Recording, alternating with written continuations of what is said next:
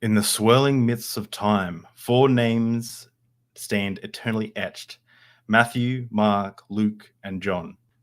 Penned anonymously 40 to 70 years post the events they narrate, these texts were not inked in Jesus' language, nor in the language of his disciples.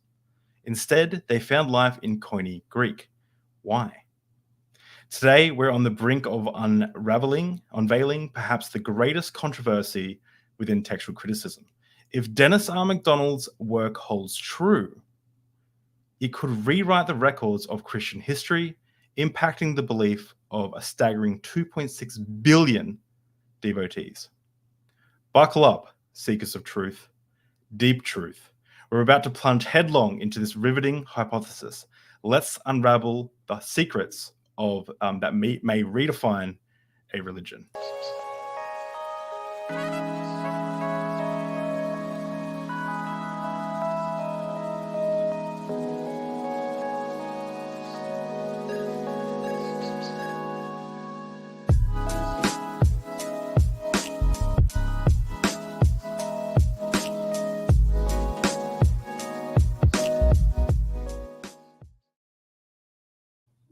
My dear friends, I am very excited for this episode. I think this might be the best episode of the year, just going off feelings. And it's not just because he's a McDonald, but I'm super proud to introduce Dennis R. MacDonald, Dr. Dennis R. MacDonald. His journey began at Duke University, extended to Yale Divinity School, and culminated with a PhD in religion from Harvard University. Dr. MacDonald has been instrumental in highlighting the profound influence of Greek literature in the New Testament. His latest work, a reference book linked below, is called Synopsis of Epic, Tragedy, and the Gospels. Dr. MacDonald also has a course on MVP courses linked below. I'm going through it. It's phenomenal. And I'd like to formally welcome, hopefully, my new best friend, Dennis R. MacDonald. Thank you, David McDonald. Hey. No, your introduction's far too generous. And I just hope we can have some fun as we try to entertain the people who are watching you, and perhaps they'll learn something important too. I think we definitely will. Your work is, I mean, even if you don't subscribe to the conclusions that you may hold, it's still profoundly important, because I think it roots the gospel writers in the environment that they were in, right? It gives background to everything.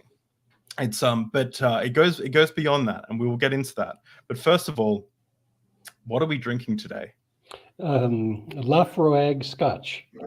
Oh, I'm so excited. You were speaking my language. At McDonald, you said we're both Scots. We've got to drink some. We meant to have some Scotch, so we had some Lafroig, and I'm pouring myself a decent dram of Scotch today. It's actually funny. One of my favorite things about Scotch is no one can decide what a dram is. So everyone will say, "Oh, a dram of whiskey, No one can decide how much it is. So a dram can be however much you want. So so that's the best thing I think about Scotch is I poured myself a little dram of whiskey, but this might just be a half dram or a full dram. But either way, I'm going to enjoy it. So Dennis, before we jump into before we jump into it, I just have one question to kind of like kickstart this whole conversation. And so you find similarities between sorry, I've just lost my notes there for a second. So what do you think the author's goals were in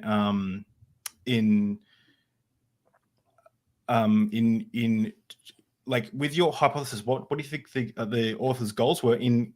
Oh my gosh, my brain is just like fogged over for a second here. What do you think the gospel author's goals were in using the Greek tragedies to align the gospels? What do you think their goals were there? Well, I want to start out without the Gospels, but to Christian Apocrypha, the Acts of Andrew. As you said in the introduction, I got my PhD from Harvard, and I worked with Helmut Kester, who was Rudolf Bultmann's last student. And I was really a fan of traditional redaction criticism and the kind of folkloric understanding of the emergence of the Christian myth. And it was, okay, naive, but there was some psychological or sociological cachet to these myths. But I was working I'm primarily a textual critic, David. I'm not a theologian. I'm not a historian of religion. I'm a philologian. And I became interested in the apocryphal Acts of Apostles because when I was working as a graduate student, several of them had not been really well edited. And the languages in these texts include not just Greek and Latin, but Syriac, Coptic, sometimes Anglo-Saxon and Armenian. And I enjoyed knocking around with those languages and trying to find out what would be the primitive readings of these texts. And while I was working on the Acts of Andrew, I was trying to make it look like these were simply Christian legends from the late 2nd century, and I was using a Bultmannian form critical model for understanding these myths, and it didn't work. And I got a National Endowment for the Humanities grant from the American government to study folklore and realized that these are not folkloric stories. They're actually intellectual stories that are portraying the Apostle Andrew, who was a fisherman, whose name means manliness, as an alternative to Greek heroes. Most obviously Odysseus and Heracles, to some extent Achilles, but also as a Christian philosopher, very much like Plato's Socrates. And so I wrote this up in two forms. One was an edition of the Acts of Andrew, and the other was a book called Christianizing Homer. And while I was working on that, I thought I had discovered an anomaly, a kind of a one-off. Here we have a Christian intellectual at the end of the 2nd century, probably from Egypt, who was engaging the mythologies of the Greeks, especially the Homeric epics, and also philosophy through Plato, to make their heroes more compassionate or smarter or more theologically sophisticated and so on. And during that time, it was about 10 years of work. I thought it was one-off, but then in 1984, I was preparing a lecture on the Gospel of Mark, and I had never been happy with Markan scholarship at the time. So I got up at 4 o'clock and I made myself a pot of coffee, not a Lafroig, in the morning, and just read the Gospel in English. And I was astonished by what I saw, David.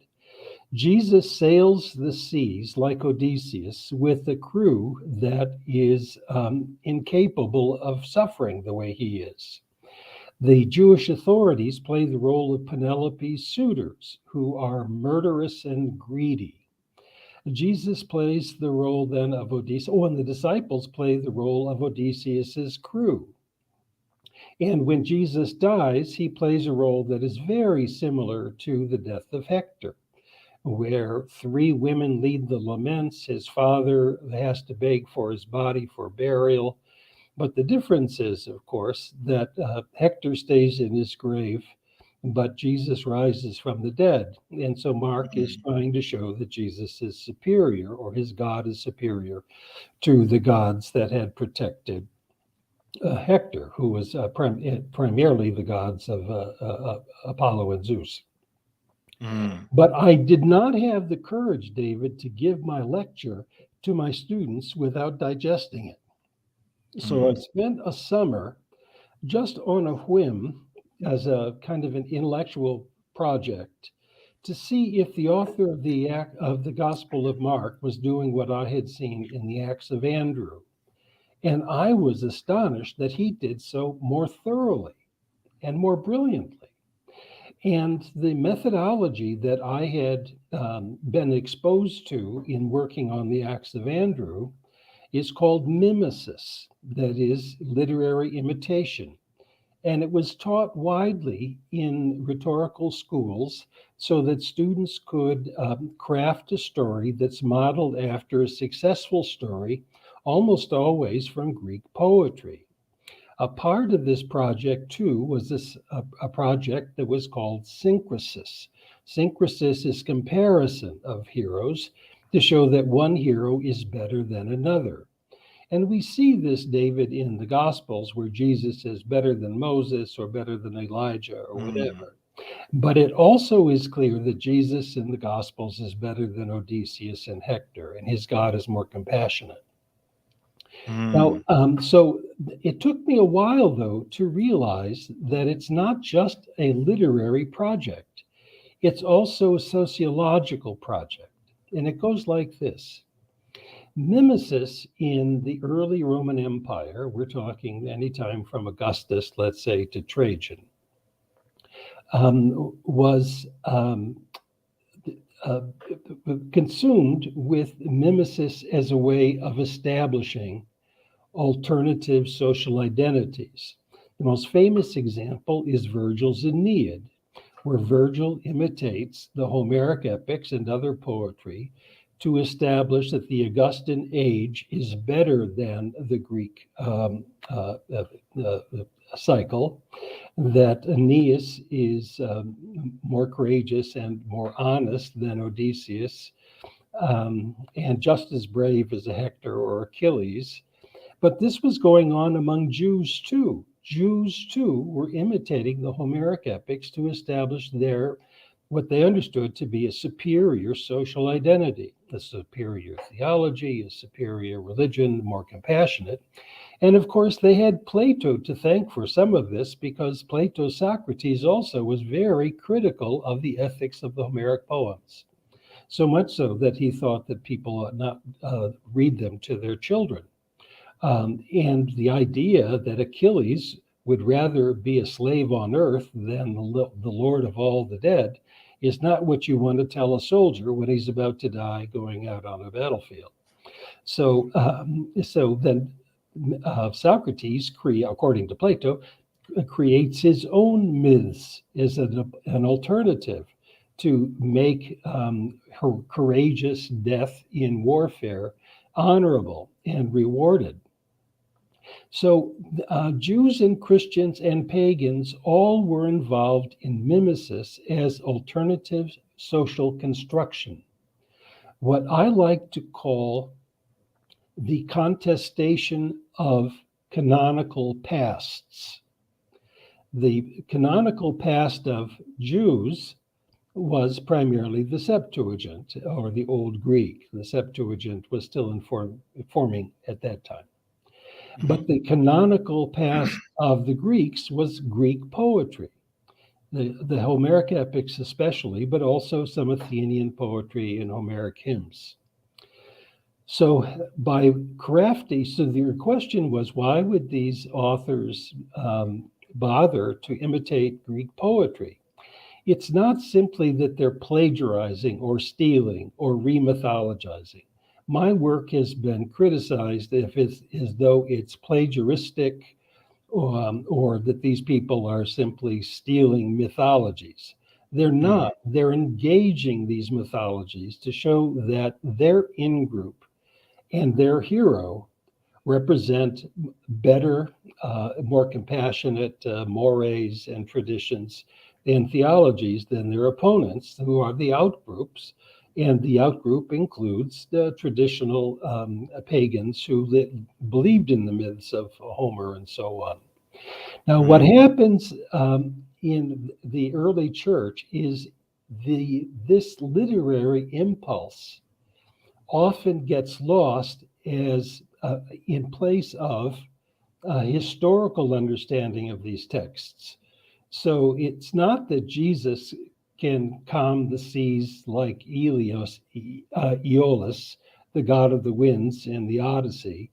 It's rather that he actually did was on the sea, and he calmed the winds. He can walk on water like Hermes, but people don't think of it that way. They just say he can walk on water. And so they early on, the church historicized these stories instead of understanding them as competitive mythologies or mimesis. And classicists are well aware of the importance of mimesis in Greek literature. And they're happy to find these parallels in, let's say, Lucian's satires or other imitations.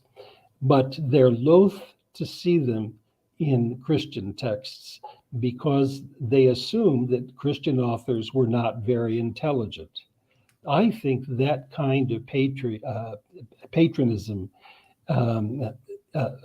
it has no place in the academy. These are really brilliant authors.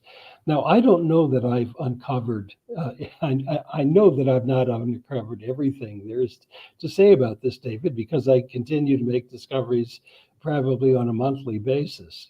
But I think I found enough to put them in this massive book, Synopses of Epic Tragedy and the Gospels. It's 570 pages. Oh, it's big. By the way, you can buy it for $30 in the United States, and you can buy it for $180 in Australia. It's so, I can't believe that. Let me just quickly show something. So here is the book. It's a big reference book, right? So you're not going to sit down and read this from start to finish. No, that's right. Exactly right. Yeah. But it's and the reviews are just 5 stars, 5 stars, 5 stars. It's really big. It's really, really big, and it has your work, like it has one of the Gospels, and then it has one of the the Iliad or the Odyssey, or one of the Greek literature on one side, and you can see the similarities just the whole way through, and it's just incredible. David, have you ever seen anything like it? No, I haven't. No, there's nothing like it. Well, I'm very new to Greek, all Greek. I've never read the Iliad, I've never read the Odyssey, or anything like that, but I've never seen anything like this before. What I will say is someone before asked the question, is mimesis like the many iterations of Romeo and Juliet stories that we have? So is it like how the story of Romeo and Juliet kind of gets told over and over and over again? Or is it a bit different than that? Oh, that's a wonderful example. And so West Side Story would be an amazing example of mimesis. But of course, Romeo and Juliet has also been staged as Romeo and Juliet, with modern characters and with modern lines and with truncated verse and so on. So there's a big difference to be made, David, and your questioner, between a redaction of a work, that is, some of these restorations of Romeo and Juliet are more redactional, they're more editorial. You still know it's about Romeo and Juliet, but if you unless you knew what Leonard Bernstein was about, you might not suspect that West Side Story was Romeo and Juliet, because it's such a different story. The names are different and so on. That's mimesis. So you have some reiterations of Romeo and Juliet that are redactional, because you can still see Romeo and Juliet as characters, even though they're transformed. But what you have in West Side Story and other places is truly mimetic. And by the way, mimesis happens in art all the time. It's not just in movies. One can see it in literature, in music, in art. Mimesis, someone has said, good artists borrow from antecedents. Great artists steal. I know that quote. Yeah, and so that's a bit unfair. But I want to come back to this issue. These authors are not trying to hoodwink the readers to take their work as history. They're trying to take their works as, they want people to read their works as alternative foundation events, histories, much like Virgil's Aeneid, in order to attract people to their understanding of their leader, or even more importantly, to fortify the readers who may be feeling jeopardized that their hero doesn't have it to compete with the likes of Odysseus and Heracles. Well, this is actually, I don't know if this graph even works, but I made this last night at midnight before I went to bed and was spent all night up with our 6-month-old. So these bags are Gucci. These I'm very but anyway, beyond the point. This so I made this graph, and tell me if this is even in the right realm of things. So this graph, I'm not sure if you can see that very well. But we got this like line, and I've got at the start here, retelling an accurate account of what happened in history. So like what actually happened, like point, word for word, whatever. So, and this is the motivation of the gospel writers. And then on the other end, we have not in alignment with historical fact. So we have, it has nothing to do with what actually happened in the real world. It's just a kind of theological work. It's just a work to kind of fortify a community. And I was wondering if, one, does this work to ask? Can I ask this question? Does it even work to ask this question? But where do you think along the line are the gospel writers? Are they kind of retelling events that parts of it happened? Like maybe Jesus did have some followers who were fishermen, but the story about him telling them to leave their nets and come follow him, that's all just made up, or not made up, but it's mimesis, or it's a different retelling. Where along this line would you put the Well, that's a question that I get quite a bit, and I'm going to have to answer it in two different ways. Mm-hmm. One is that the authors are not interested in this graph. Okay. I am. So that when you have, let me start this way. A literary judgment about a text is not necessarily a historical judgment about a text. Mm-hmm. So let me give you an example. I don't think that Judas Iscariot existed at all. Oh, okay. And that's because everything that we know about him from literature can be explained by a comparison with Odysseus's turncoat slave Melanthius, who plays an important role in last chapters of the books of the Odyssey. Now, on the other hand, Jesus apparently was betrayed or given up, as Paul says in 1 Corinthians. So maybe there was some hanky-panky from Jesus's in-group. I don't know that. But you don't need that history to account for the text. And here's my big commitment. We don't know if these texts are historical, but we do know that they're texts. Okay. As texts, they are historical in themselves. So whether Mark is telling a historical story or not, it is a historical book. And has to be taken seriously as very formative in the creation of the Jesus myth. Mm-hmm. So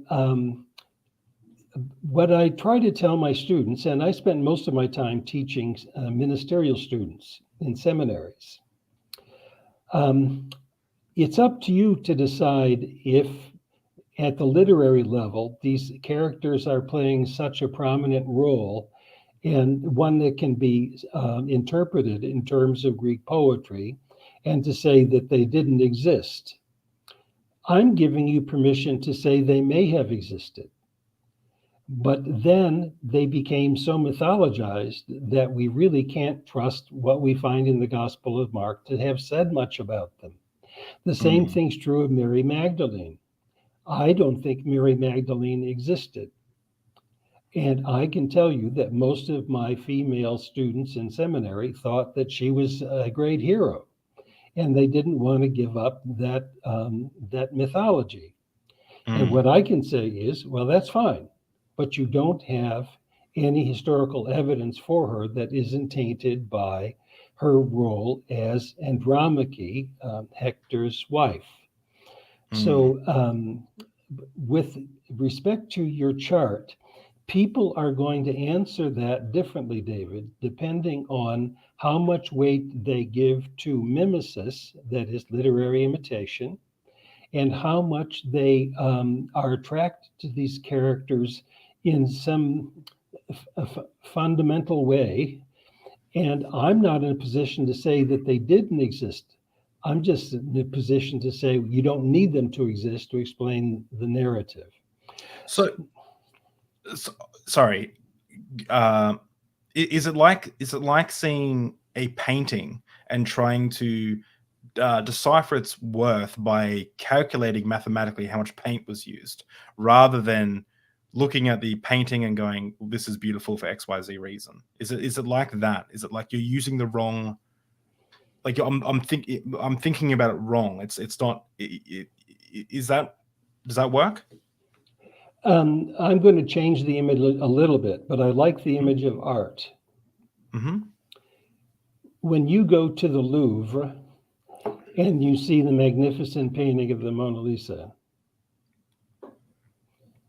are you absorbing the image of Michelangelo, or are you concerned about, I wonder who this woman really was? Was she Spanish? Was she Italian? What did she look like when she was older, and so on? To ask that question is to ignore the art.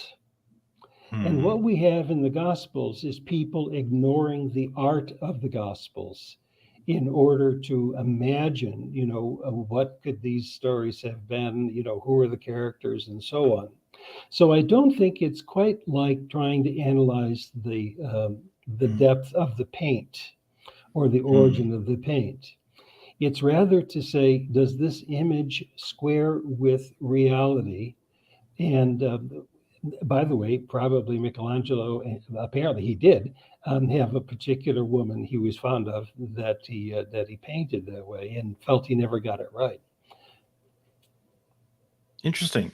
That makes a lot of sense.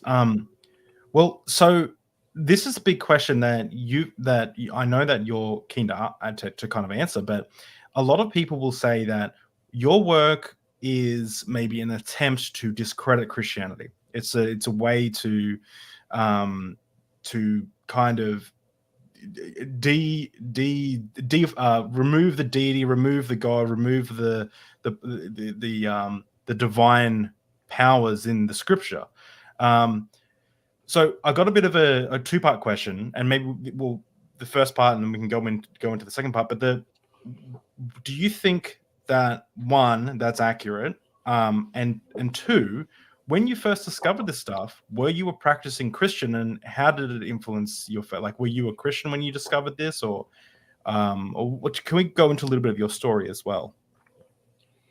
Well, I grew up in a fundamentalist Christian home, and I'm a graduate of Bob Jones University. So it doesn't come in the American form, much more conservative than that. But I became radicalized because of the civil rights movement and the war in Vietnam, and decided that if I'm going to stay a Christian, it cannot be a right-wing fundamentalist type. It had to be an alternative form of being a Christian. And so immediately after college, I worked at a church in California. And David, I translated the entire New Testament from Greek for myself in 9 months.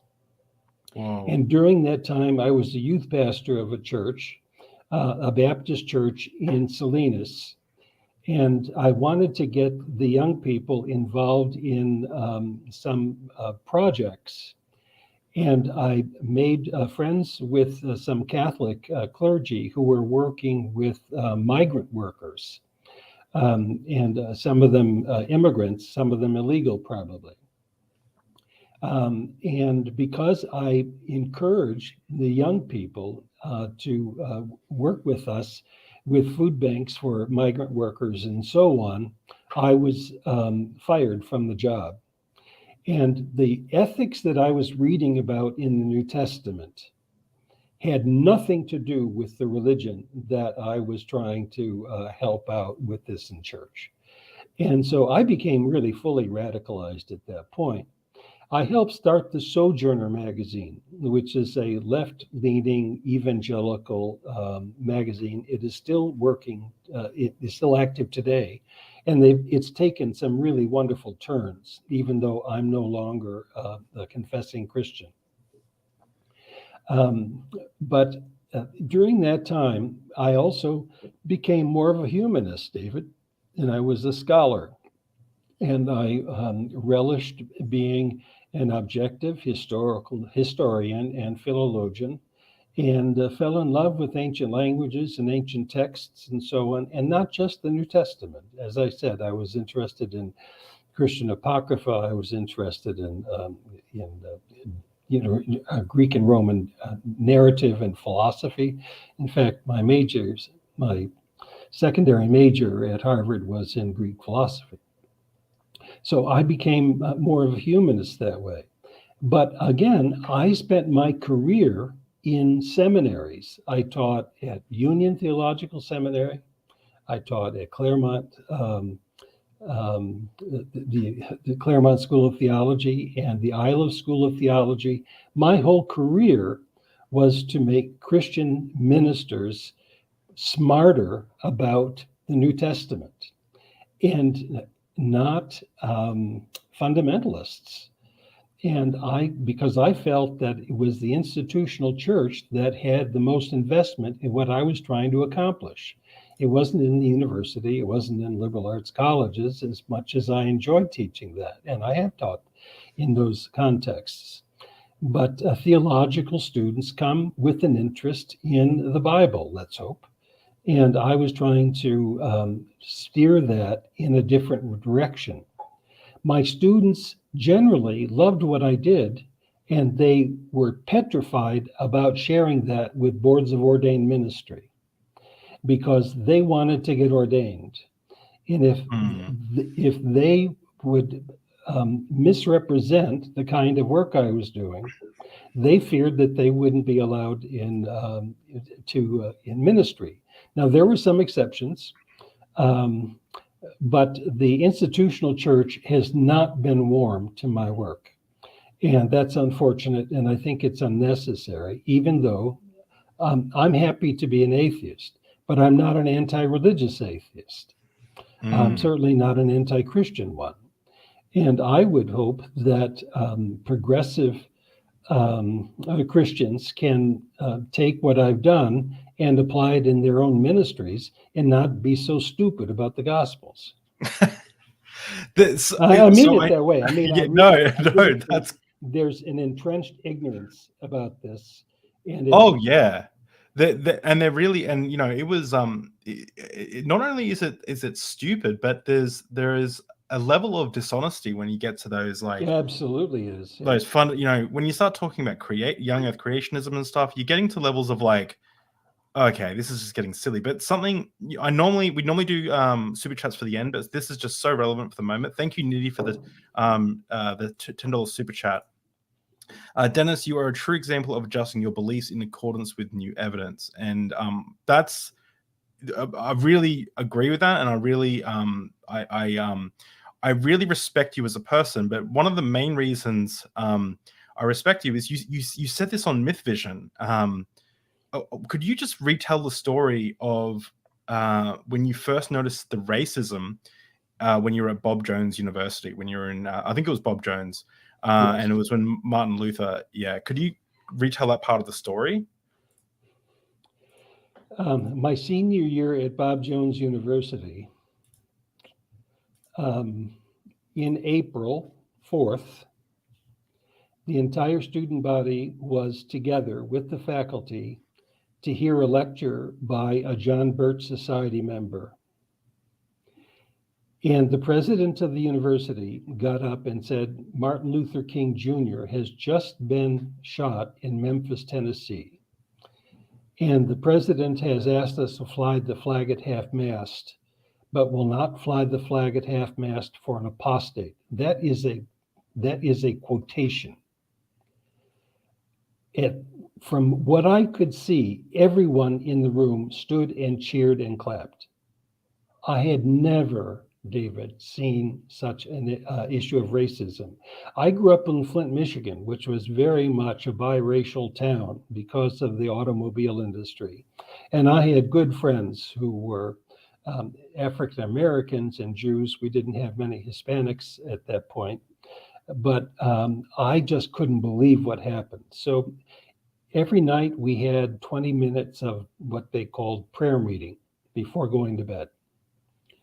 And I got to the room, I was so furious. I said, we are not praying today. We're talking about what happened. And I don't ask you to agree with everything that the African American peace, freedom movement, liberation movement means. But you don't cheer when somebody gets shot who's the leader of a group that is trying to seek liberation. The next morning, I was whisked off to the dean's office, and they were going to expel me on the pretense of preventing prayer. And the dean happened to be a friend of my father's. So the dean called my dad and said, I want to tell you that we're expelling Dennis, even though he's just a month away from graduating, for preventing prayer. So my dad said, can I talk to Dennis? Well, I told my dad what happened. And I returned the receiver back to the dean.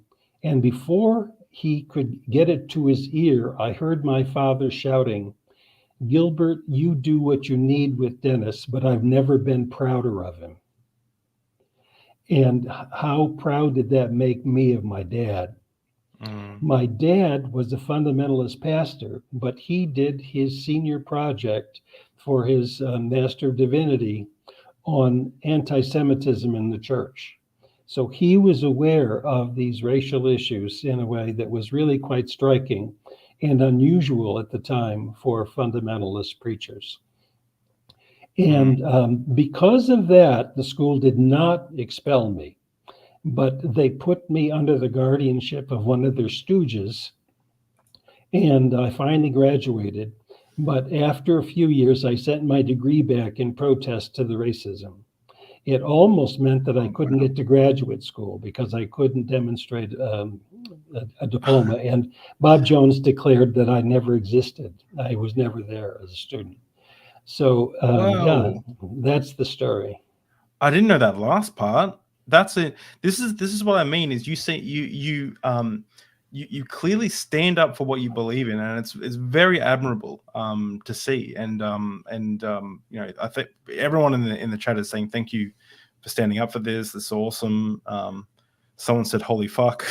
Sorry, but basically everyone seems very impressed. So thank you for sharing that. Going back to the first discovering this and how how it affected how you don't necessarily want it to be like a flag for atheism or anything. You want to stop, I guess, Christian fundamentalists from being so stupid. How do you have some examples that we can go through of like some of these things that you think are clear as day, that you can see Greek literature in the Gospels? So an example I might have, I wrote it down. So I didn't know this. Dionysus turns water into wine before Jesus. Right. And even early church fathers saw that as Dionysian. Clement of Alexandria has a passage where Jesus is inviting Dionysus to come to faith in him, and he's quoting from the prologue of Euripides' Bacchae. Come on.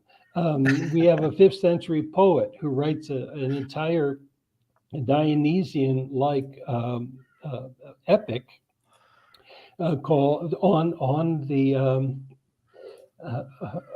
Gospel of John.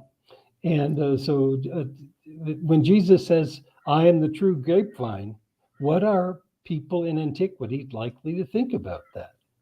So no, that would be a good. Now that's an example from the Gospel of John. The ones in the Synoptic Gospels, are even more spectacular. Okay, I'm going to tell you a story, David, and you tell me if this sounds like anything in the New Testament.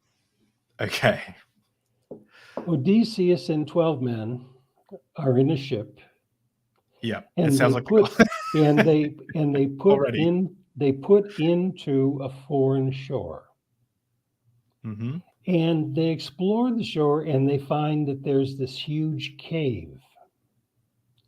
And they go into the cave and help themselves to the cheeses that are there. And all of a sudden, a giant cyclops comes into his cave and he closes the door.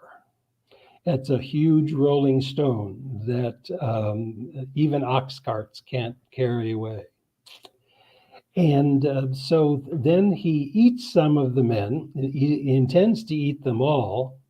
And Odysseus blinds him, and he and his men escape when Polyphemus attempts to let them out. So before he does so, though, he calls out to the other Cyclopes who come and they say, "What's the problem, Polyphemus?" And he said, "Well, there's this guy who calls himself nobody, Utus. And Utus is harming me." Well, they say, if nobody's harming you, so what's the problem? And so they leave. So finally, Odysseus and his men scramble out of the cave. They steal the sheep onto their boat and they sail away. And Polyphemus shouts back and says, "Hey, I didn't know you were Odysseus. Come back. I'm going to give you a traveler's gift." And Odysseus knows best and he goes on. Well, later in the Odyssey, Odysseus and his men come across a witch named Circe, and she turns soldiers into swine. And Odysseus is able to change them back into their normal forms, but later they all drown in the sea. Jesus and 12 men are in a boat and they come across a savage who lives in the caves. Okay? Nobody can bind him. There's an exchange about names. It's not Utus, it's not nobody, but the person says legion because we are many. He's infested by a little army of these defiling spirits. So what does Jesus do? He plays the role of Circe and turns them all into swine and then drowns them. And that probably has to do with his contempt for the Roman army after the Jewish war. Yeah, because the Roman army was known as legions, right? Am I getting that right? No, it's a Latin loanword. They use a Latin word, legion, where we get our word legion. Yeah. So in the story of Odysseus, is it Odysseus? Sorry. Yes. Yes. Story of Odysseus. He meets someone called Nobody, and then in the Gospels they meet someone called Legion. Right. And in the story of Odysseus, they turn soldiers into pigs. In the story with Jesus, he casts out legion. Legion or soldiers, or you could say, into pigs, and they jump into the river and drown. Pigs. That's right. And I didn't even mention with the Gerasene demoniac, the townspeople come and they say, "Hey, what's going on?" Just like the Cyclopes come. And the wording in many cases is the same, David. The sequence is the same. By the way, before I go further, I want to say something about mimesis criticism. Mm-hmm. Comparative literature is naturally subjective. It's not an objective science the same way as other philological projects are, like redaction, let's say. So you have to have careful criteria to determine whether you actually have an imitation. So I have 7 of them. The first is accessibility. Is the proposed targeted model available? Second, do other people imitate it? This is analogy.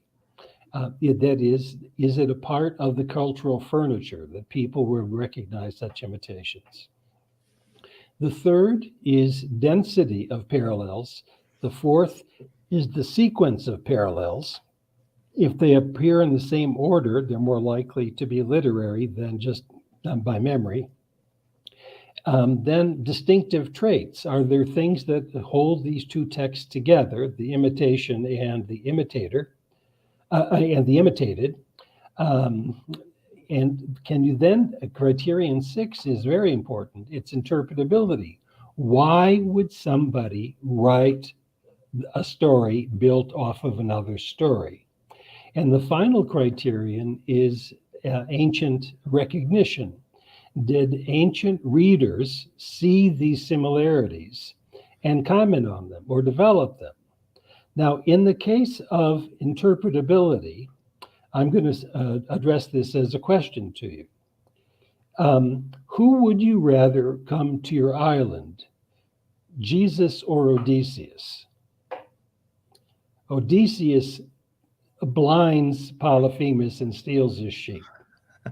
You want Jesus. Comes and he casts out these demons and says, tell them what the Lord has done for you. So, so the point is that yes, Odysseus is powerful, but Jesus is just as powerful and certainly more compassionate. So it's you talk about this a lot in the course, and let me just mention, everyone, guys, this course is, I'm going through it. It is fantastic. I love it so much. It's such a good course, and if you use the link in the description, you not only help Dennis out, but you help myself out because I'm an affiliate of Mythvision courses now. So if you want to join and learn about this stuff and dive deeper, go check it out. But it's just, I am just overwhelmed with like how incredible some of these similarities are. Like how, so you can so clearly see that if there was someone, reading this at the time, they could see their heroes, the people they've grown up with, and it's like casting a new light on Jesus and saying, well, no, Jesus is actually a better version. And that's what's happening. That's something that you've mentioned in the course. Is it's this idea that it's like it's painting, it's giving terminology to people. It's giving the terminology that people understand. So it's like, you think this person's great, well, this person's even greater for these reasons. It's like, it's kind of interpreted. It's not just in the Greek language, it's in the Greek context as well. Yes, that is very important. Hegel once wrote that Homer is the oxygen that Greeks breathe. Now, Homeric Greek is very different from Koine Greek, which is the Greek of the New Testament. It's written in poetry. It's got characters who are violent and lascivious and polytheistic. So that's one reason that people haven't taken it seriously. But ancient Greeks took it seriously. One of the first lines that a student learns to write in Greek is, Homer was not a man, but a god. When you wanted to write down names and practice characters on your tablet, you would be given a Homeric name and you would write the letters out of Homer or Meron or whatever. If you wanted to tell a shipwreck story, you were encouraged to read Odyssey Book 5.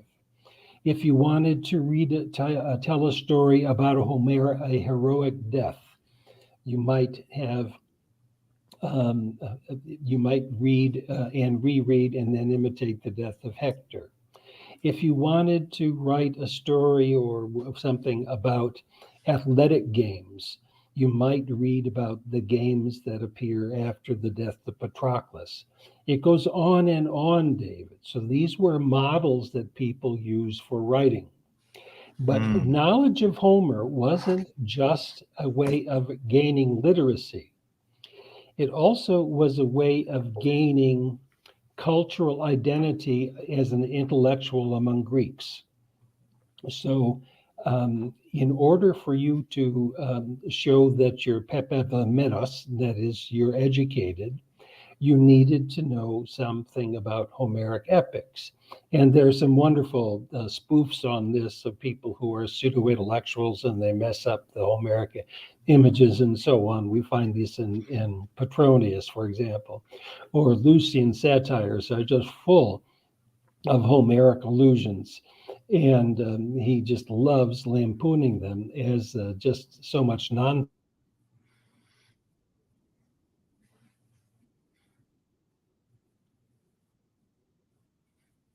narratives.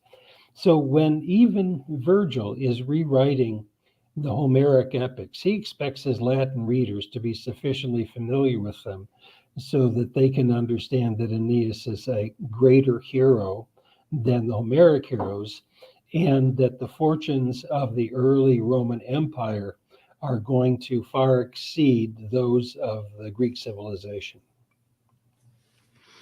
Wow. I was wondering, can we dive into one of your lectures from the series and talk about just because we've been chatting for 50 minutes and I could keep chatting for days, but I want to make sure that we get to some of the meat of this before we finish. But lecture 4, embarking on a journey, and if people want to deep dive further into this, they can. But I was wondering if we could go through the fishes of men in Mark 1, 14 to 20. If that works. Sure. Let's do a Bible study. This is a Deep Drinks Bible study. That's what we do. So I was wondering, oh, you've gotten a bit dark there. I wonder what's going on. Oh, that's a bit.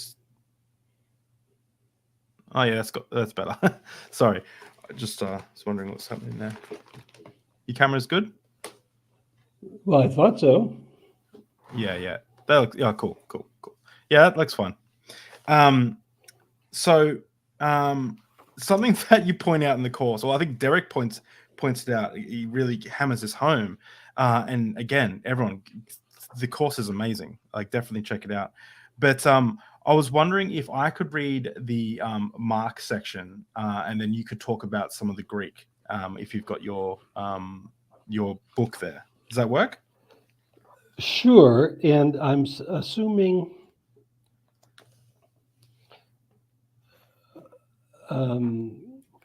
tell me what page you're looking at to give me a marker.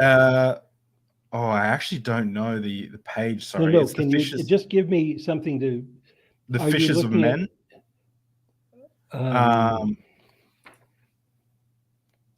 So it's where no one in history was called a body of water a sea. Okay. And Luke reworks it.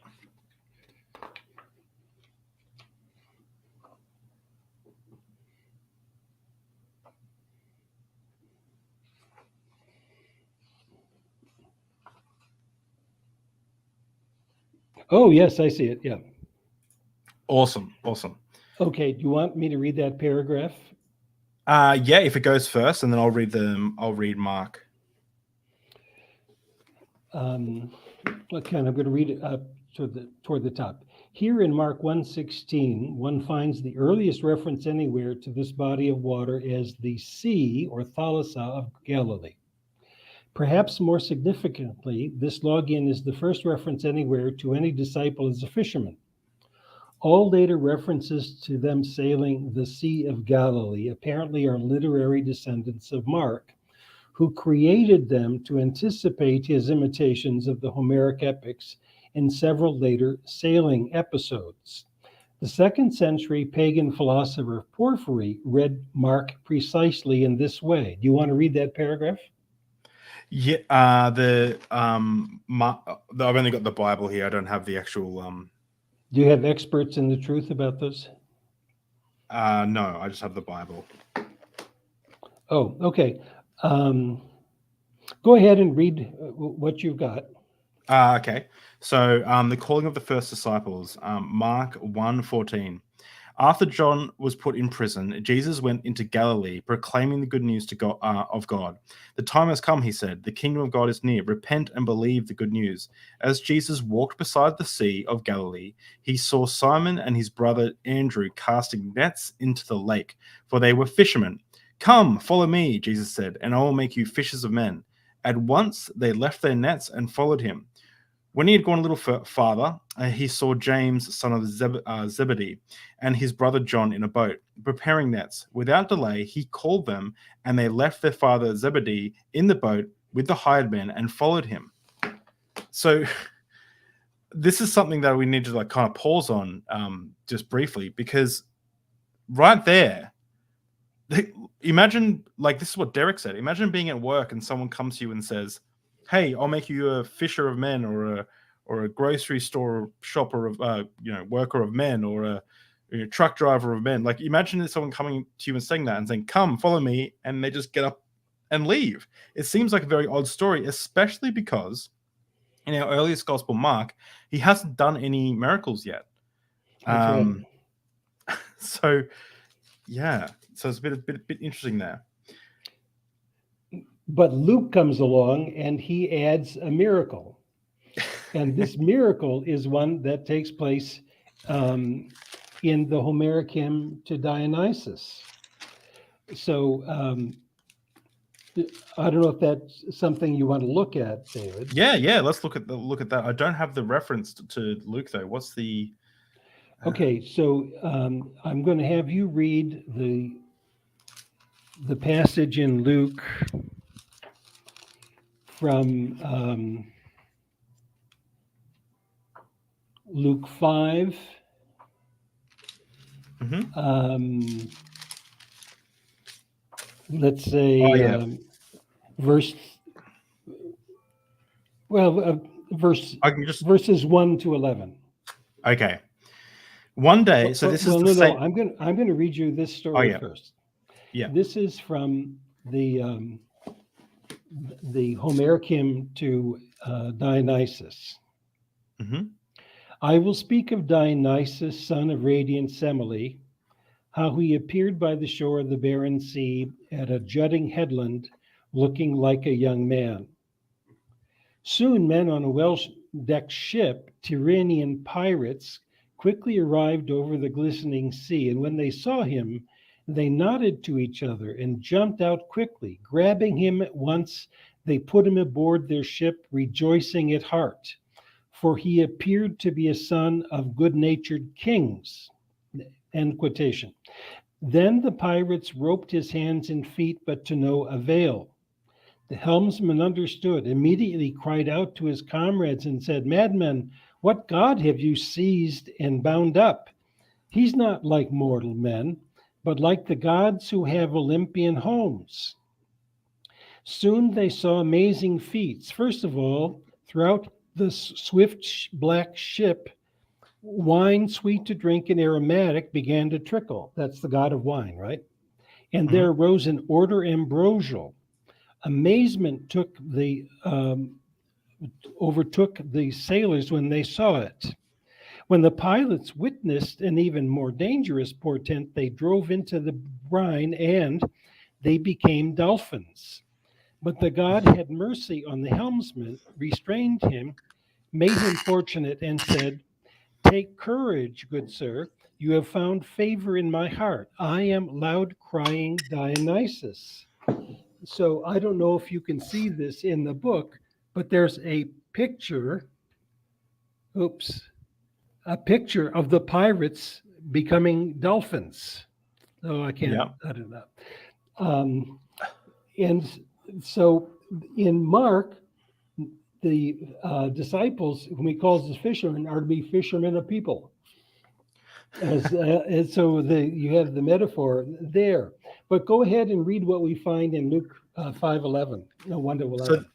So this is a retelling of the same story by an author, how many years later after Mark? Like 20 years later after Mark? So No, more like probably 70.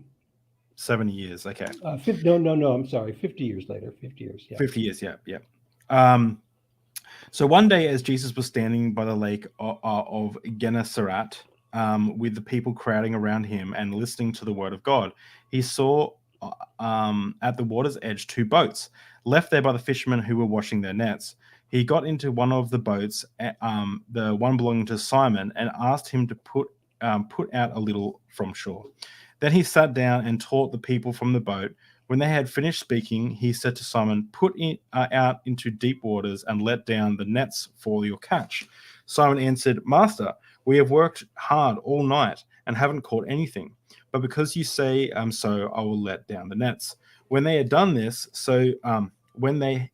so, they caught such a large number of fish that the nets began to break. So they signaled their partners in the other boat to come and help them, and they came and filled both boats so full that they began to sink. When Simon Peter saw this, he fell at Jesus' knees and said, "Go away from me, Lord, I am a sinful man." For he and all his companions were astonished at the catch of fish they had taken. And so were James and John, the son of Zebedee, Simon's partners.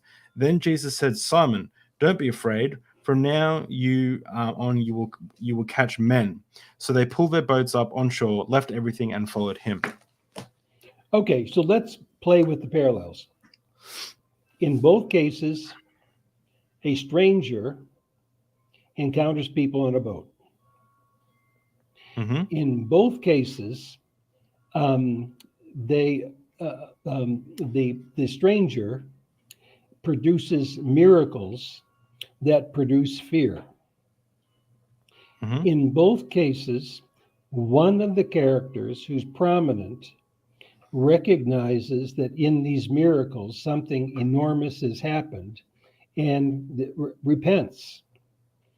In both of these cases, then, we have portents that encourage the pirates who now are dolphins to leave him alone, or to the disciples to follow. And you mentioned yourself, David, that the Gospel of Mark doesn't give any motivation for the disciples to follow Jesus whatsoever.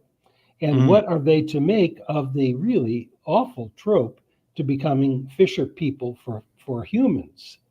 Well, you have this business going on with the pirates becoming dolphins and so on. But certainly you have a motivation for them now to follow Jesus. So he's seen a problem in Mark, and he's corrected the problem by using Greek poetry. So what do you think the message is here for the Greek reader of this New Testament? What's the message in this story?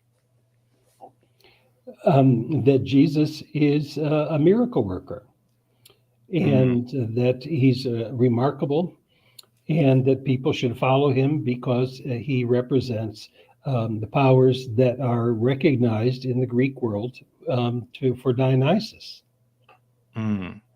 Now, here, let's get back to the historical question. Did this ever happen? Absolutely not. Okay, come on. This did not happen. Mark didn't know about it, and it didn't happen. So, but when you see it as a part of the cultural engagement of early Christians with Greek poetry, it makes a lot of sense. Jesus can do what Dionysus can do. Well, and it's very interesting. You mentioned too that nowhere in history ever before the Gospels was the lake, you could call it, called the Sea of Galilee. I got a little Google Earth here. You see, like there's a lot of big bodies of water here. You think, oh, you got the Black Sea up here. You got this whatever's going on here. You're like, where's the Sea of Galilee? Where's the Sea of Galilee? You like zoom in a little bit, zoom in.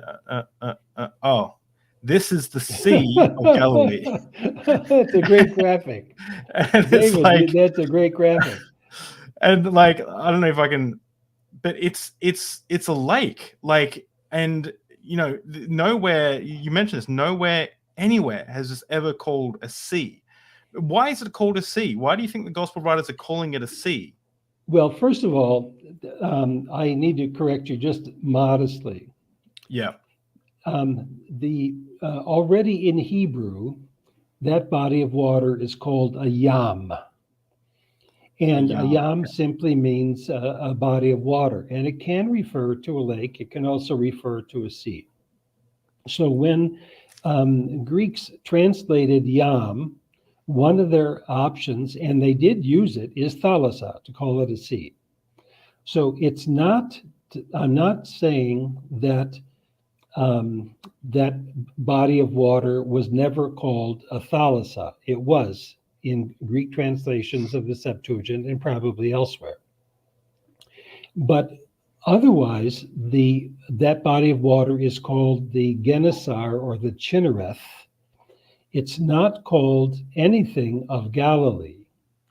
And so the point is to exalt it into a sea similar to the Mediterranean, where you really do have dangers. By the way, Derek was at the Sea of Galilee. Derek Lambert was at the Sea of Galilee.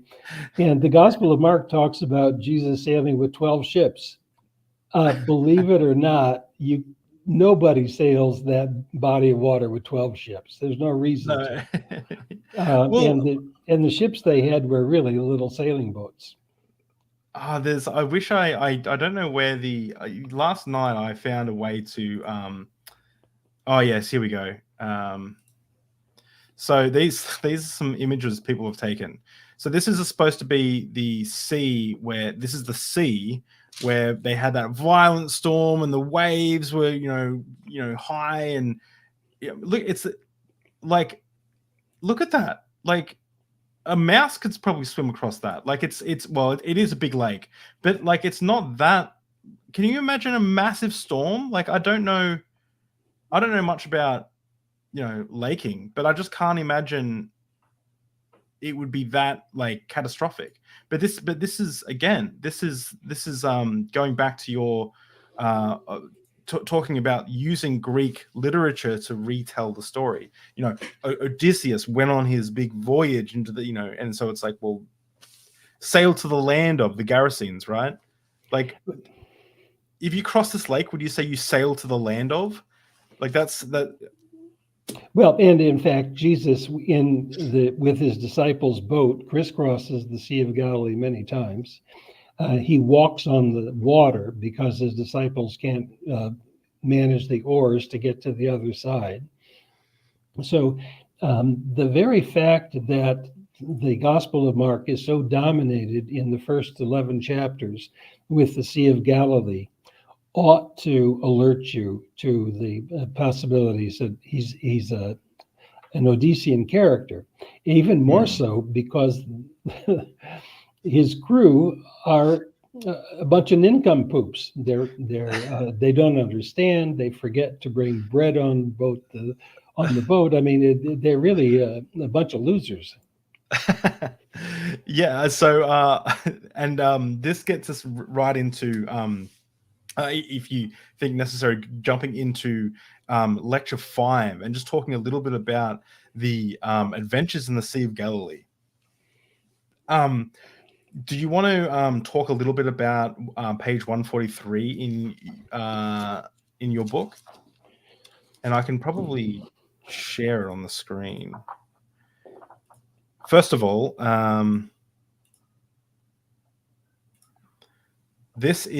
are reading now from this book. I'm on the American store, so it says currently unavailable for me in Australia. But the link's down the description. If you're not in Australia, you should be able to purchase it. And it's a huge book, and it's definitely check it out. So that's what we'll be looking at right now. Okay, so what part of the book are you looking at exactly? This section here. Mark's and Jesus' Odyssey awake in the storm. Sure. Okay. Would you like to read it? Sure. I'm going to begin with the second paragraph. Okay. At the beginning of Odyssey 10, one reads that Odysseus' 12 ships arrived at the island of Aeolia. There Aeolus, son of Hippotas, dear to the immortal gods, lived on a floating island. Zeus had made that man the dispenser of winds, both to calm and to excite whichever he wished. For a month, the hero delighted the king and his family with tales about the Trojan War, and in return, Aeolus gave him a bag of winds from which he could unleash gusts into his sails as needed.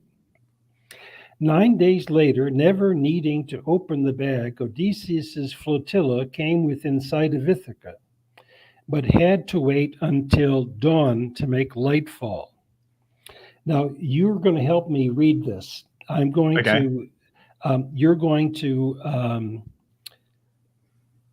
be the bad guys. You're going to be the crew. Okay.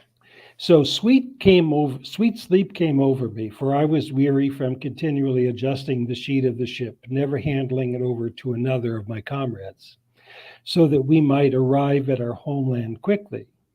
But my comrades conversed with each other. They said that I was bringing home gold and silver, guests from Aeolus, and this is what David said.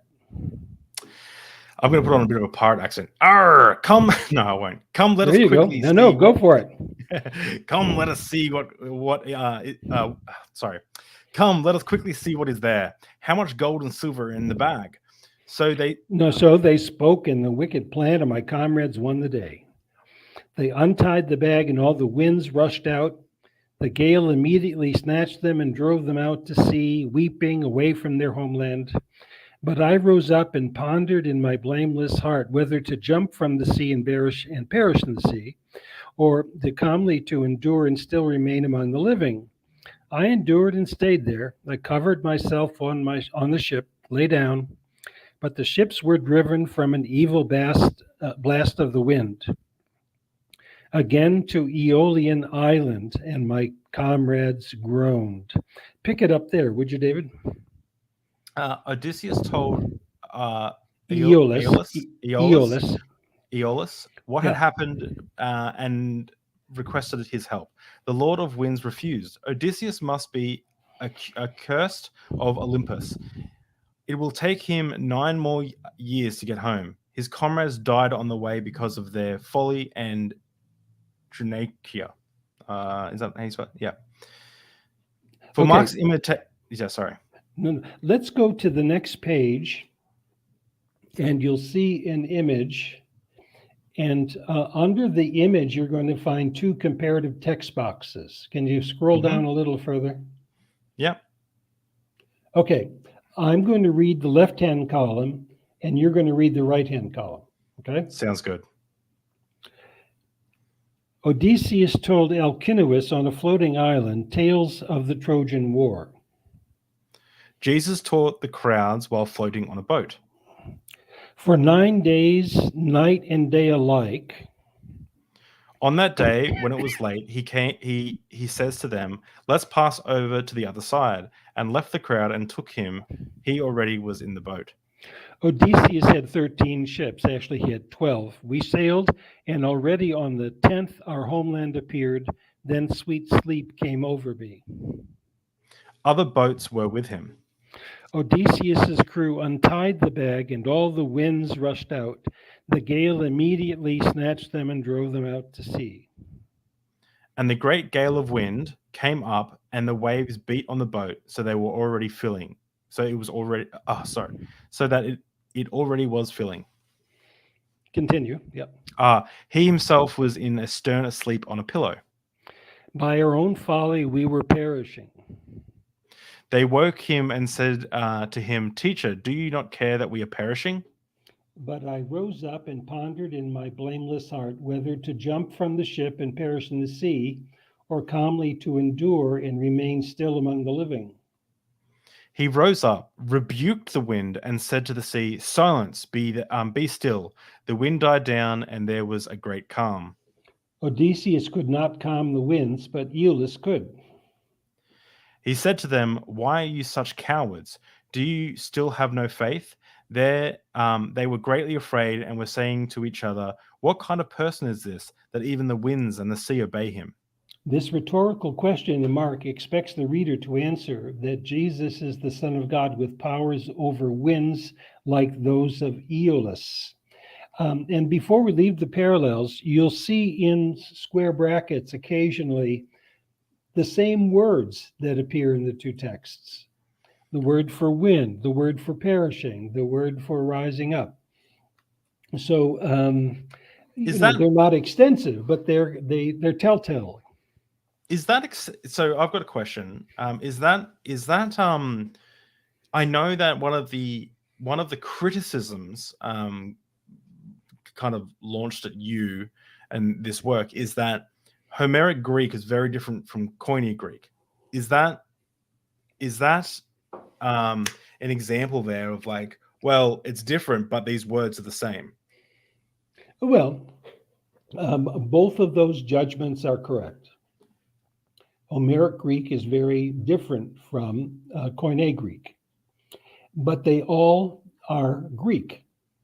And so some of the words in Homer, many of them are archaic, and you're not going to find them in the New Testament or in Josephus or in the Septuagint or whatever. They really are archaic, but some of them are going to be the same.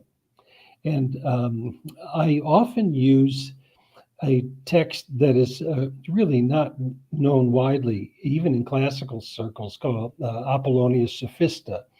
It's a first century Common Era. This is the same generation as the Gospel authors, who created a lexicon of Homeric Greek and its Koine equivalents.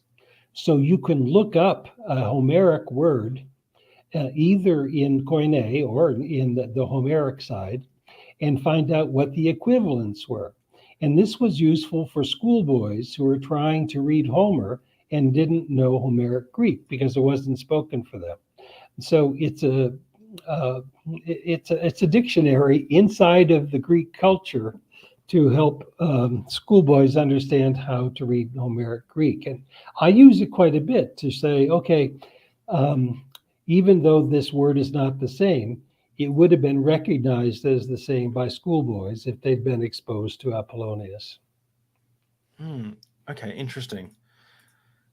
So guys, we could go much further into that, but I'll save it for if you guys are interested in. There is a lot more. How many lectures are there? There are 18 lectures. 18 lectures, yeah. Guys, yeah, MVP courses. If you want to get a taste of this, $39.95 at the moment. I signed up and it's awesome. I'm loving it. Go check it out. The link's in the description. And you get a better understanding of what we were just going over there and go more into detail. Dennis, I was wondering if we could go over a few questions. Sure, please. Okay, so we have some super chats, and thank you everyone who did super chat. I really appreciate it. And just another thing too is I want to say thanks to all the people who do support this channel through super chats, Patreon, joining the channel. It means the world to me. The more people we can get on board, the bigger this community can grow, the more amazing guests we can get, and the more I can focus on this work full time. But one thing is for the Patreon members, we are having a super secret video coming out, a long form video with Dr. Kip Davis. And out of that, I'll be making a video for the rest of the audience. So if you want to sign up to Patreon, now is a good time. So first question that I have is from Hengfa Shi. Have you investigated any examples of mimesis between the Odyssey and the New Testament text through the lens of pharmacology, as it would seem that the Odysseus pharmaceuticals lace the story? New Testament too? Oh, that's a very insightful and intelligent question. We do have relationships of discussions of drugs, and they're called pharmaca in Homer. So, for example, in the Iliad, Helen has a potion that she gives to people to keep them from being too sad. Circe uses her pharmacon in order to make Odysseus's men into swine.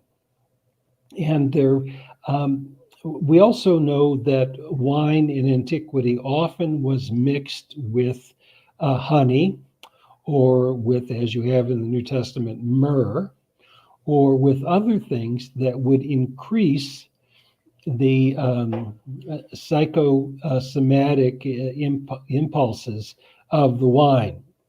And of course, the Greeks drank their wine diluted with water. So that even decreased the amount of alcohol in the drink.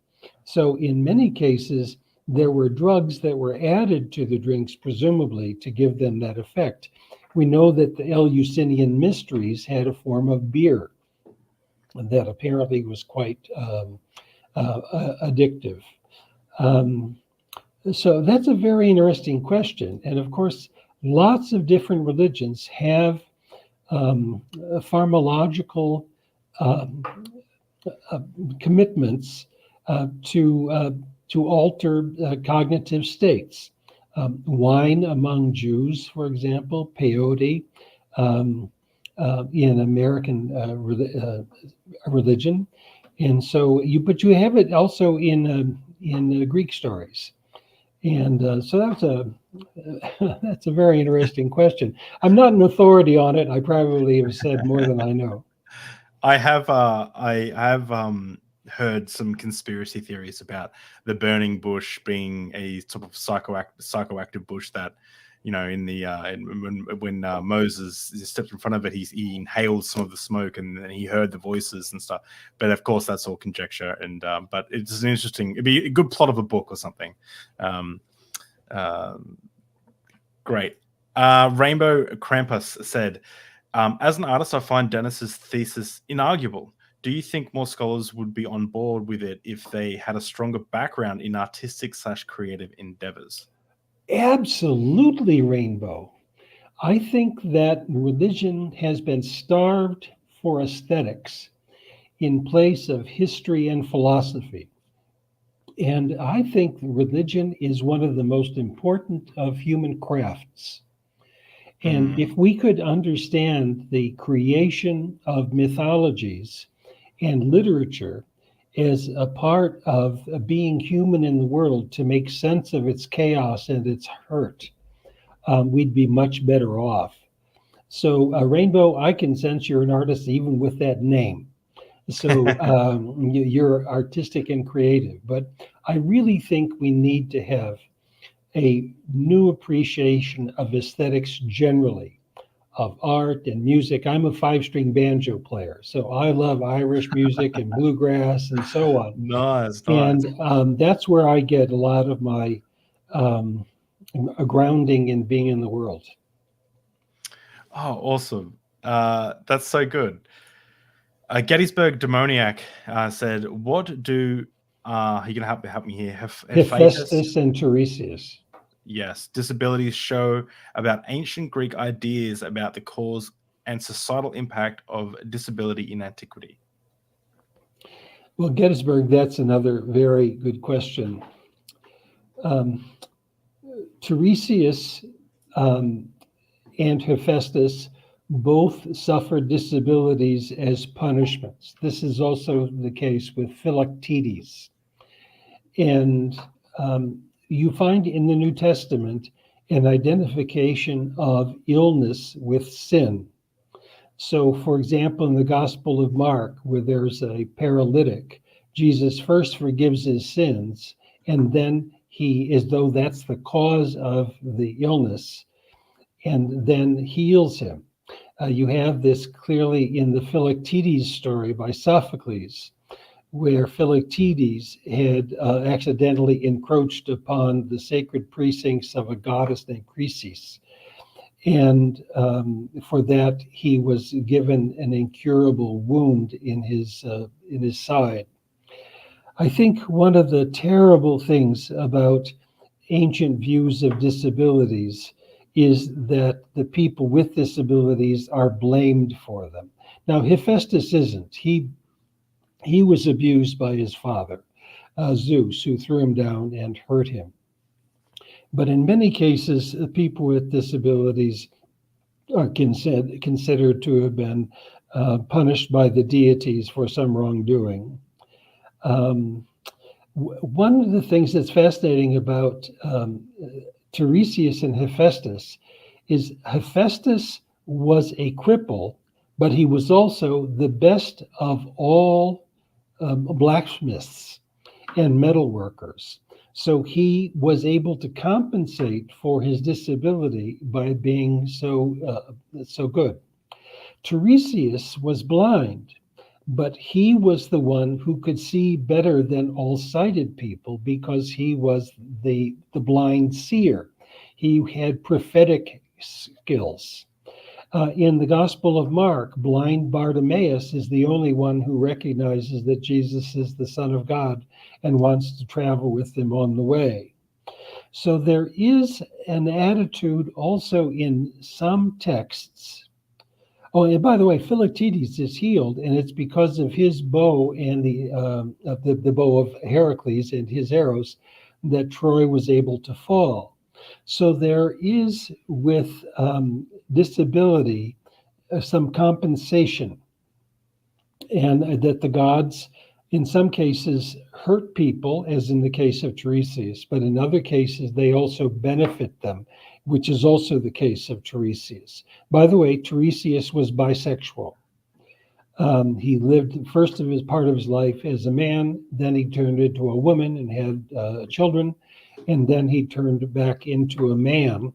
And he is actually depicted in drag in Greek art and on the stage. So here you have a trans Greek who is a great a seer, and there are two characters in the New Testament that are modeled after Tiresias. So all is not disability is not always tragic.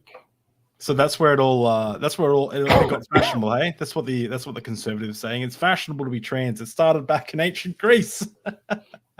Well, I haven't heard that, but maybe you're right. No, I just can't. We have we're big allies here, but it's just it just can't believe some of the stuff that conservatives say. So another super chat. Hengfa Shi again. I hope I'm pronouncing your name right. It seems highly problematic to me that we will ever see equal rights and justice while we still support religions in which atrocities such as slavery are so entrenched, New Testament included. Your thoughts? I wish I had said that myself. Of course. And unfortunately, religion can be a source of humanization, and it can also be a source of dehumanization. And we have to replace bad myths with good ones, or find another way to avoid myth and deal with the science of these atrocities. And I have a friend, a very good friend, who is a Palestinian, and he was a Christian Palestinian pastor. And he had to give up religion in order to make sense of the atrocities that are going on for Palestinians right now. And actually, we get together for breakfast once a month and kind of cry into our coffee because of all that's going on. Yeah, there's a lot of hate in the world for sure. I have a question for you. That's the last of our super chats, but can you talk a little bit about the naked fugitive in Mark, and are there any similarities with Alpino, I think it is? No, this is a marvelous story. And of course, even in antiquity, people didn't know what to do with this naked young man who was fleeing at Jesus' arrest. And Morton Smith was pretty sure that he had an answer to that. And I would have to say that that's bunk. But that'll take us too far afield. There is a character in the Odyssey who has two imitations in Virgil's Aeneid. And this man is Elpenor, and his name means would like to be manly. And it's because he really isn't manly. He survived the Trojan War, but his claim to fame is really to be an oarsman, that is a grunt on a ship. And he's one of Odysseus's men. He gets drunk at Circe's palace and sleeps on the roof in order to kind of get rid of the buzz of the Lafroig. And when he wakes up, he forgets that he's on the roof and he falls and breaks his neck. And his psyche, his soul, goes off to Hades. Odysseus doesn't recognize that this young man has died, and he goes off to Hades, and the first soul that he meets in Hades is this Elpenor. And in art, Elpenor is depicted as nude in order to express that he's abandoned his body. And Odysseus says, "How did you get here so quickly, Elpenor?" He said, "Oh, I've got to tell you the story." So he tells him the story. And it's the story of unfortunate Dustinus Elpenor, the unfortunate Elpenor. And he says, "Look, you've got to go back to Circe's island and bury my body. Otherwise, I'll never get entry into the land of the dead, Hades. I'll always be on the outside." So Odysseus agrees, and he goes back at dawn, and he buries the body among great sorrow, and puts his rowing oar on top of his barrow, his funeral mound, as a trophy. In the gospel, and so he's an anti-hero, David. Mm-hmm. Jesus is arrested at Gethsemane. The disciples all flee. There's a young man who flees naked. Yeah, Jesus is buried with his clothes off. When he's given a shroud, it's called a sindone. And that's the same word that is used for the garment that this man ran off with. He was wearing a sindone. He was wearing a shroud when he left. Oh. And at the tomb, it's not Jesus who's there, but it's this young man. It's a neoniskos. It's the same word that is used as the young man at the trial, at Gethsemane. But now he's not nude. He's parablebomonas. He's got the same word that's used in the early section, that he was wearing a sindone. Now he's wearing a white robe, and he witnesses to the resurrection at dawn. Elpenor was buried at dawn. So that the sorrow of the burial of Elpenor in the Odyssey is replaced with joy at the raising of Jesus at the tomb. And Virgil has imitations of it in Palinurus and Misenus in book 6 of the Aeneid. It's really spectacular. So that's who it is. Again, this is not a historical character at all. It's not the Gospel of Mark, as some people have thought. And Matthew and Luke didn't know what to do with it. They omitted it altogether. So, So it's this not, it's is not in an John. example It's of just, mimesis. No, it's not it's in just John either. because I've read the New Testament, but it's a long time ago since I read it cover to cover, and I just pulled open the scripture. I've never, I swear I've never, I would have picked this up. I must have glazed over it, but then everyone deserted him and fled. So this is Jesus in the Garden of Gethsemane. A young man wearing nothing but a linen garment was following Jesus. When they seized him, he fled naked, leaving his garment behind. That's it. That's But it's okay. That's so weird. It's just okay. Now, David, now turn to Mark 16, verses 5 and 6. Mark 16, verse 5. As they entered the tomb, they saw a young man dressed in white robes sitting on the right side, and they were alarmed. Don't be alarmed, he said. You're looking for Jesus the Nazarene, who was crucified. He has risen. He is not here. It says young man. It's the same word in Greek, David, and the same word that's used for he's wearing something. And before, he wore a sindone, he wore a shroud. Now he's wearing a white robe of glorification. It's the same character. Whoa. That nearly gave me goosebumps. That's incredible. Isn't it amazing?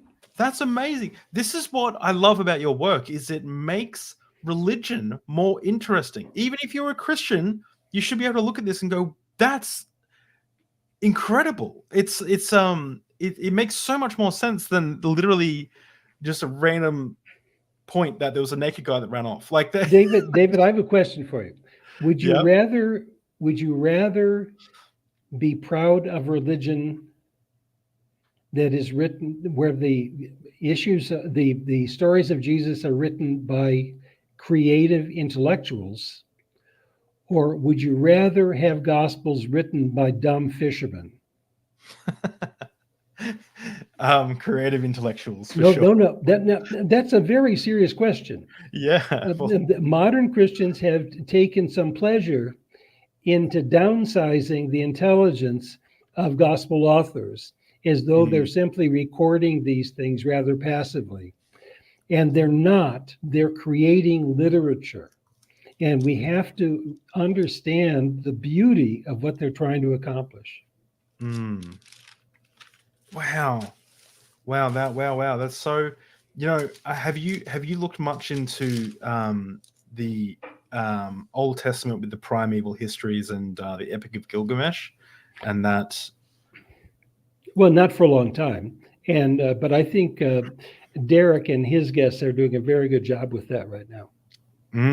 It's phenomenal as well, because you have this story of the primeval history, Abraham and the Tower of Babel and all this, and it kind of like it's like, okay, it's like a story. This happens and this happens and this happens and this happens. It's not that interesting. God floods the earth, etc., etc. But when you look at it as a rebuttal, like a pushback against Mesopotamian society, Yes. all of a sudden it becomes so interesting. Yes. This is not intellectual theft. It is intellectual engagement. That is a huge difference. It's not mindless theft. It's not that they're looking for a good story type. The story type is out there. They're trying to improve on it. Wow.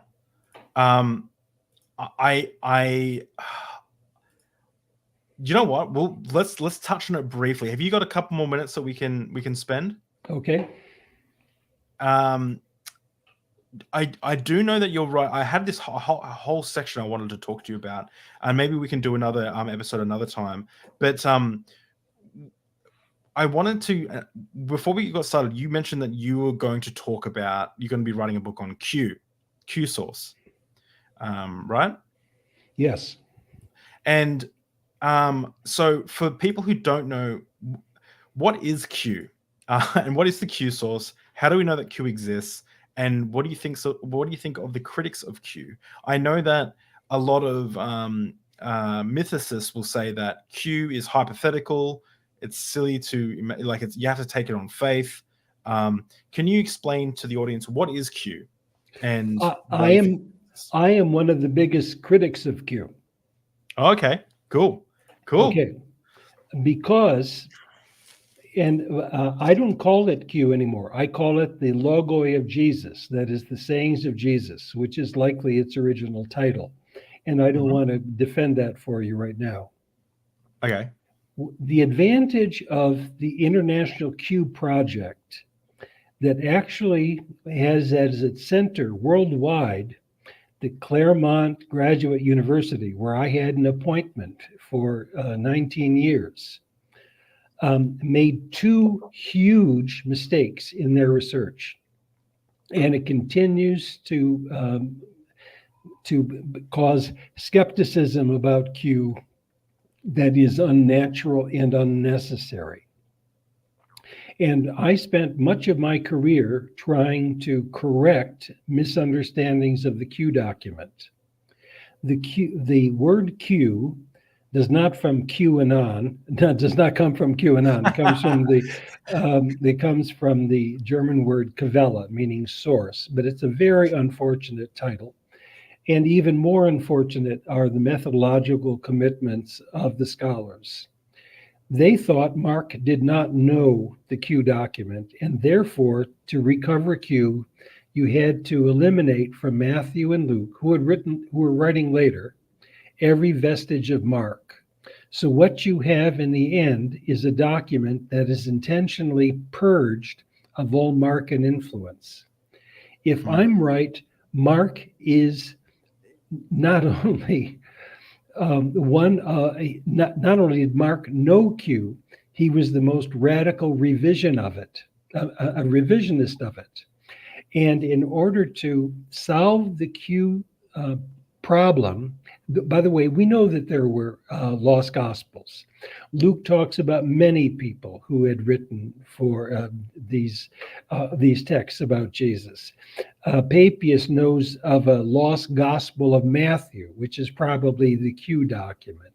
We have a lost commentary that called itself Expositions of the Lord's Logia, or Logoi, the words. I mean, it's the same thing. So we know that there was a lost gospel, and we know that Matthew and Luke have content that they didn't receive from each other and they didn't get from Mark. So there was a lost gospel. That part, we shouldn't even be debating that, David. There was a lost gospel. The question is, can we recover it? And if so, what kind of criteria do we use? And so I spent literally 4 decades trying to solve that problem.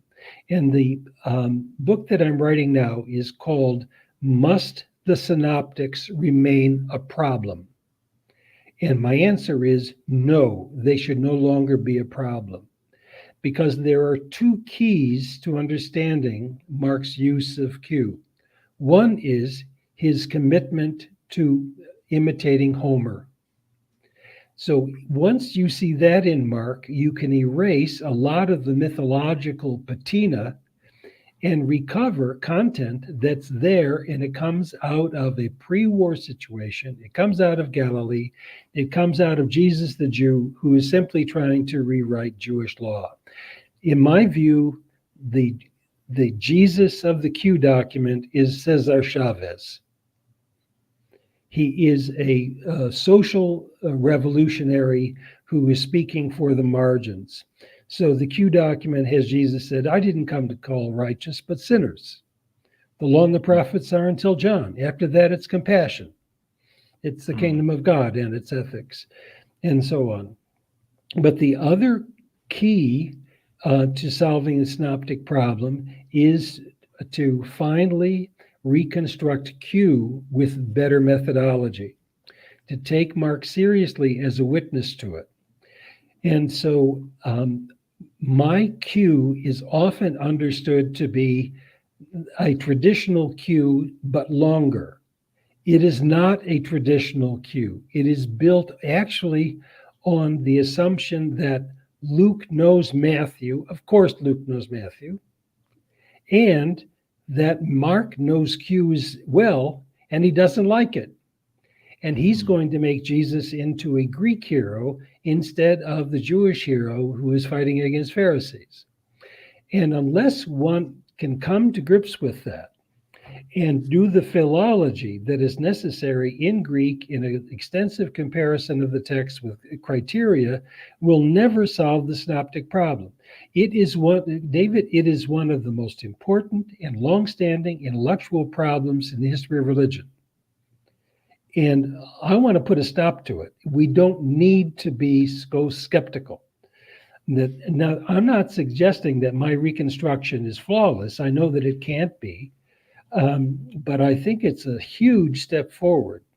So even though my methodology is called the Q plus Papias hypothesis, because I take Papias very seriously as the earliest witness to early Gospels, it is not Q.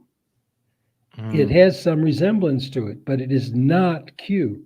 It's a coherent document that imitates the book of Deuteronomy to portray Jesus as a compassionate, promised prophet like Moses. So I'm a little lost. Q, as far as I'm aware, Q was the hypothetical source that Mark used, and then Mark it's like a, because there's so many similarities between Matthew, Mark, and Luke. They say there must have been this other source that they were all writing from. Is that the traditional view of? No, it isn't quite. So let me kind of step back. Yeah. Over a century ago, scholars recognized that there are parallels between Matthew and Luke where you don't have Mark. So that they're rewriting Mark, but they have other material. In some cases, Luke is earlier than Matthew, whether he knew it or not. And in many cases, Matthew is more primitive than Luke. So if they didn't get it from Mark, where did they get it? So then the question is, do they get it from oral tradition? Do they get it from memory? Or do they get it from a lost book or books? And so then philologians like myself go to work in comparing these stories and deciding, what it might look like and how then to factor in the Gospel of Mark. Now, there are three options for that. By the way, there are also three options for the first one. The first, with Luke's use of Matthew. Some would say Luke knows Matthew. That's the Farrer hypothesis. That's Mark Goodacre and company. Others would say that Luke did not know Matthew, and therefore you can pit the two over against each other and prefer the alternating primitivity of them.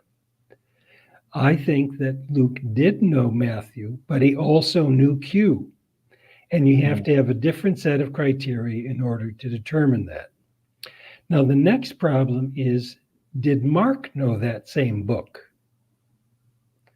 So the Farrer hypothesis people say, well, there wasn't a known book for him to know, right? Because they deny Q.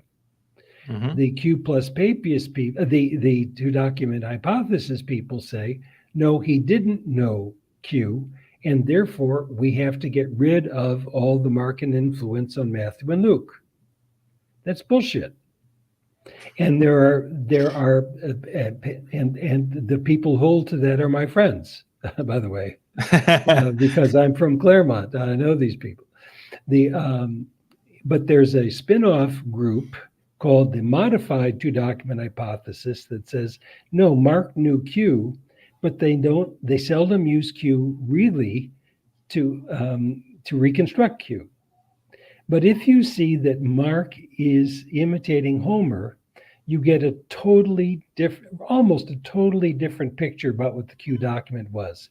Of course, Of course, Mark knew Q. And the reason for it is you have passage after passage after passage. You have actually 24 examples at least of places where Mark is imitating Homer and he throws in a quotation or a rewriting of the Q document. Duh. He's creating what I call a mimetic hybrid. And we know that people were taught how to create hybrids in schools. It's a way of avoiding plagiarism because you're not imitating just one document, you're imitating several. So I'm so excited about this book. The problem is you can be right about scholarship and you can starve. And I've never had institutions. Honestly, I've never had institutions that were excited about my work because the church isn't excited about it. The academy isn't because they've already got their entrenched positions. I had to create my own press, David, to publish synopses of epic tragedy in the Gospels because no other publisher would take it. And that's going to be true of this document too.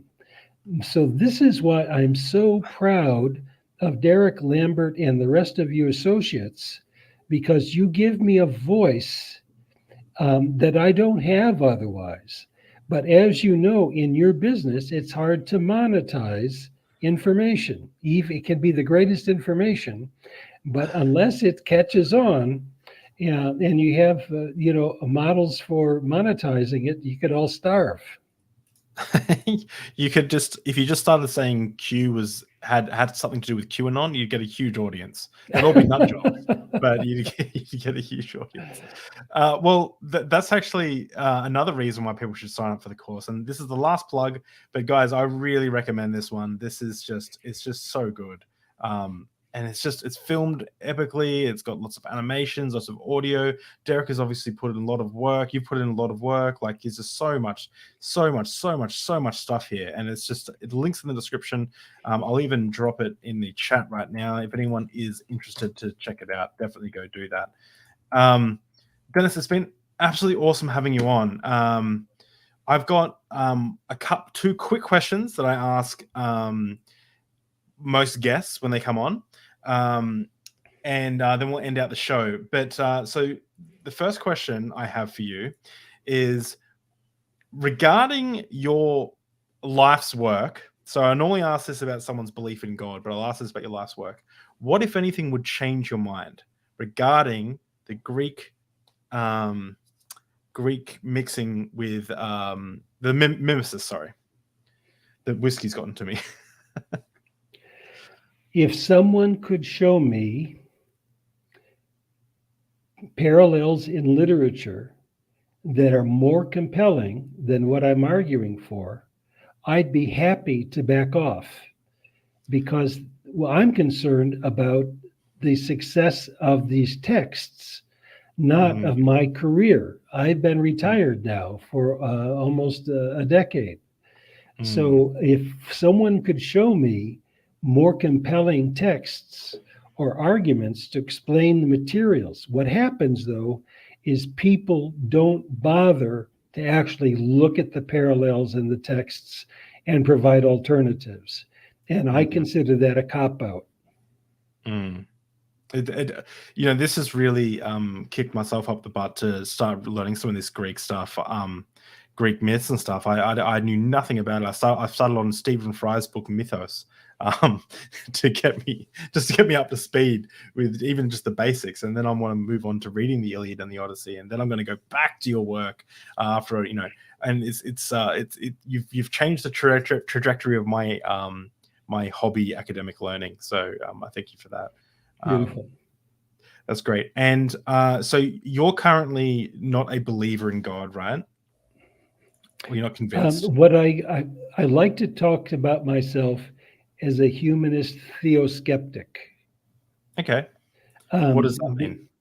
It means that I'm not convinced about the necessity of talking about God to explain reality. I really am a big fan of science and the humanities. So, but that doesn't mean that I don't believe in anything. That's what agnostic is about. That's what atheism is about. I prefer to understand myself in the Socratic tradition as a skeptic and as a critic. And so I'm not in, and by the way, I'm not interested in having anybody change their religion. Yeah. I'm interested in having them change their ignorance. There are stupid Christians, but there are a lot of brilliant ones, and I'm trying to make them more brilliant. There's a lot of someone messaged the other day and said, I thought this was an atheist podcast, and said, no, this is a conversation. This is a podcast about deep conversations over deep drinks. This is not I'm not trying to evangelize my belief systems. If someone came to me with some good reasons to believe in a God, I would start believing in God. Like I'm not I have conversations with Hare Krishnas, with Christians, with atheists, with Satanists, with everyone in between. It's what I love, deep conversation. So the last question I have for you, and this is a bit of a wild one. This is in the realm of this is outside of the box. This is the kind of thing you said you were a bit of a hippie, but you weren't a drugs and free sex kind of hippie. But just imagine that you're around a campfire smoking weed or something. This is the kind of question that I would ask. So you know a lot about religions. Let's say a magic genie popped out and said to you, or somehow you knew that one of the religions in the world, one of the theistic religions in the world, was correct, and its worldview was like spot on, and its ideas of heaven and hell or reincarnation or anything were true. What is the most plausibly true religion that you don't believe in? If you had to guess which one that was, what would it be? Well, of course, it's a counterfactual situation, right? We're trying to imagine. Yeah. I raised my children in the Christian church. Mm-hmm. And I'm so proud that they identify more with Buddhism. Okay. And to some extent, I do too, because certain forms of Buddhism also are theoskeptical. Mm-hmm. Certain forms of Buddhism can embrace scientific inquiry and not be ashamed of it. Buddhism begins with a profound understanding of human loss and hurt and death and diminishment. And I think the denial of Christians because of the resurrection and God's going to take care of everything has done terrible harm.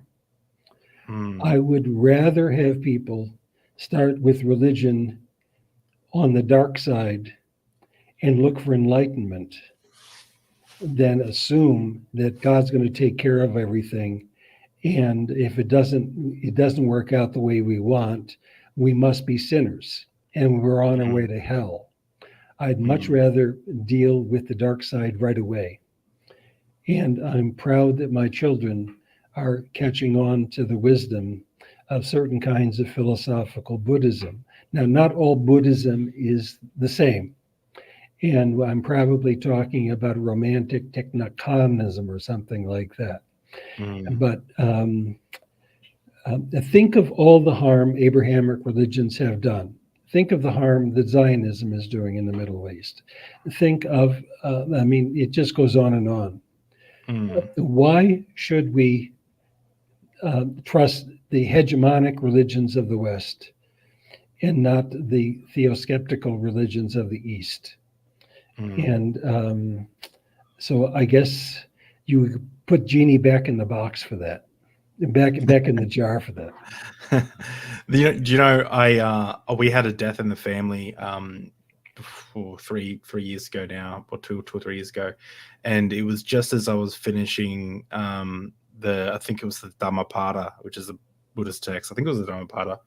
Either way, it was a Buddhist text, and it's and I listened to the audio version, and there's a story in there by about Kissa Gautami, and it really helped me deal with the grief. And the story is so interesting. I'll just quickly share it. It's Kisagutami is a mother. Her child dies. Her child's like 2 years old or something, dies, and she brings the body around panicking. How can anyone heal my child? Can anyone heal my child? And someone says, go see, the Buddha. He's just been enlightened. He might be able to help you. And she brings the child to the Buddha, and the Buddha says, yes, I can help you. Just go get me all I need is a little mustard seed. Go get me a little mustard seed and I'll help you. And then she goes, okay. And just as she's leaving, the Buddha says, it must come from a house where nobody has died.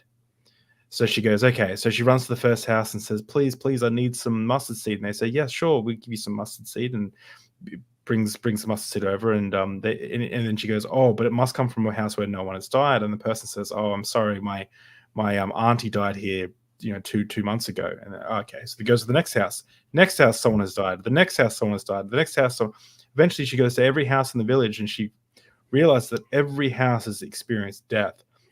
And at that moment, she realized what the Buddha was trying to teach her, that death was an inevitable part of life, and that it comes for everyone, no matter what time or age. And so she, at that moment, she could let go of her child, and she bring her child to the burial ground, and she buried her child, and she returned to the Buddha and said, and the Buddha said, where is your child? And she said, I no longer need my child. Let me be your disciple.